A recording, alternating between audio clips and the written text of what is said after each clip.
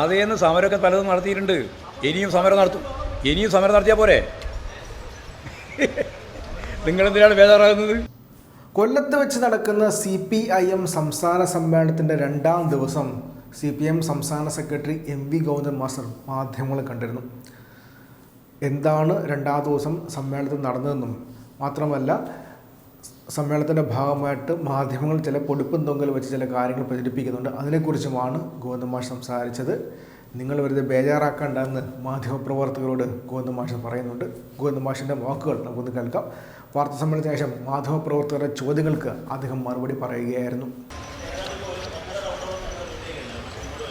2 round പൂർത്തിയായി.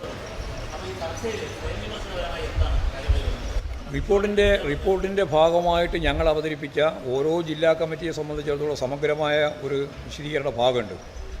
അത് എല്ലാ ജില്ലാ കമ്മിറ്റികളും ഏകണ്ഠമായ രീതിയിൽ അവർ ഉൾക്കൊണ്ടുകൊണ്ട് ആവശ്യമായ തിരുത്തൽ വരുത്തി പാർട്ടിയെ കൂടുതൽ ശക്തിപ്പെടുത്തുന്നതിന് വേണ്ടിയുള്ള പാർട്ടി നിർദ്ദേശങ്ങൾ നടപ്പിലാക്കും എന്നാണ് സഖാക്കളെല്ലാം ഏകസ്വരത്തിൽ 2 റൗണ്ട് പൂർത്തിയായപ്പോൾ ചൂണ്ടിക്കാണിച്ചത്.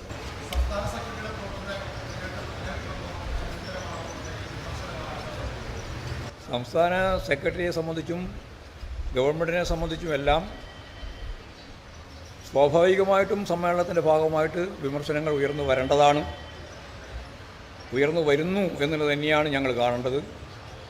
എന്നാൽ നിങ്ങളിപ്പോൾ ഉദ്ദേശിക്കുന്ന പോലെ എന്തെങ്കിലും ആ രീതിയിലുള്ള വിമർശനങ്ങൾ, നിങ്ങൾക്ക് പറയാൻ ഉദ്ദേശിക്കുന്ന രീതിയിലുള്ള വിമർശനമൊന്നും ഞങ്ങളെ സംബന്ധിച്ച് വരുന്നു. സംസ്ഥാന സെൻറ്റർ നല്ല രീതിയിൽ പ്രവർത്തിച്ചു എന്ന് തന്നെയാണ് സഖാക്കൾ പറഞ്ഞു വന്നത്. അതുകൊണ്ട് നിങ്ങൾ ആഗ്രഹിക്കുന്നത് പോലെ നിങ്ങളിപ്പോൾ ഓരോ ചർച്ചയും അക്കമിട്ട് നടത്തിയിട്ടുണ്ട്. ഇന്ന് ഈ ചർച്ച വരാൻ പോകുന്ന ചർച്ച ഇങ്ങനെയൊക്കെയാണ്. അത് നിങ്ങളുടെ ഒരു ഭാവനയാണ്.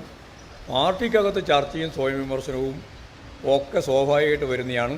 അതിൻ്റെ അവസാന വാക്ക് നാളെ വൈകുന്നേരം മറുപടി പറയുന്നതോടുകൂടിയാണ് പൂർത്തിയാകുക. അതിനെ തുടർന്നാണ് പ്രവർത്തന റിപ്പോർട്ട് അംഗീകരിക്കുക.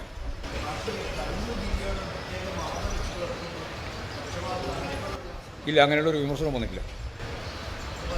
ഇല്ല.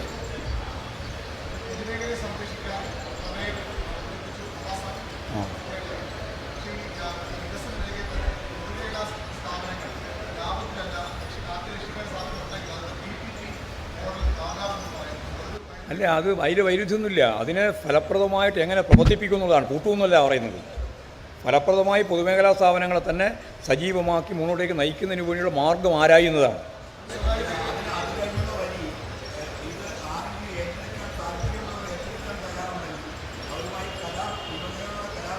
അതെ, അതായത് ഗവൺമെൻറ് ഇതൊന്നും വിട്ടുകൊടുക്കാൻ ഉദ്ദേശിക്കുന്നില്ല. നടത്തിക്കുന്നതിന് ആവശ്യമായ രീതിയിലുള്ള പിന്തുണ നൽകുന്നവർക്ക് ചർച്ച ചെയ്ത് ആവശ്യമായ നിലപാട് സ്വീകരിക്കും. അതാണ് പറഞ്ഞു പറഞ്ഞതിൻ്റെ അർത്ഥം. യെസ്. ഏത്? അത് ഫീസ് വർധനം ആരാന്നാ പറഞ്ഞോളൂ. അല്ല, ഫീസ് OP ടിക്കറ്റ് 5 രൂപ 2 രൂപ കൊടുക്കുന്നതിന് എന്താ ഇപ്പം വലിയ കുഴപ്പം? അതാണ് വലിയ വർധനമായിട്ട് പറഞ്ഞുകൊണ്ടിരിക്കുന്നത്. അതേന്ന് സമരമൊക്കെ പലതും നടത്തിയിട്ടുണ്ട്. ഇനിയും സമരം നടത്തും. ഇനിയും സമരം നടത്തിയാൽ പോരെ? നിങ്ങളെന്തിനാണ് ബേജാറാകുന്നത്? അമിതമായ രീതിയിലുള്ള ജനങ്ങളെ ബാധിക്കുന്ന രീതിയിലുള്ള ഒരു ഫീസും നമ്മൾ ഗവൺമെൻറ്റിൻ്റെ ഭാഗമായിട്ട് ഉണ്ടാവില്ല.